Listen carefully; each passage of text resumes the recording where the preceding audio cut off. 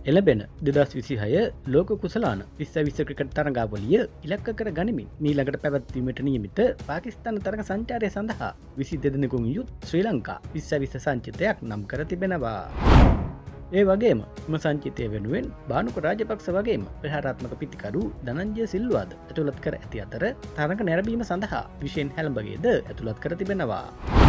මේ අතර නවක වේග පන්දු යවන ක්‍රීඩක ඉෂාන් මාලිංග සහ වනිදු හසරංගගේ ආදේශකය වන දුෂාන් හේමන්තද ඇතුළත් කර ඇති බවයි වාර්තා වෙන්නේ. ඒ අනුව ලැබෙන පාකිස්තාන තරඟ සංචාරය සඳහා නම් කර ඇති අනුමාන ශ්‍රී ලංකා සංචිතය මෙසේ වෙනවා. ඇතුම් නිස්සංක, කුසල් පෙරේරා, කුසල් මෙන්ඩිස්, කමිල් මිශාර,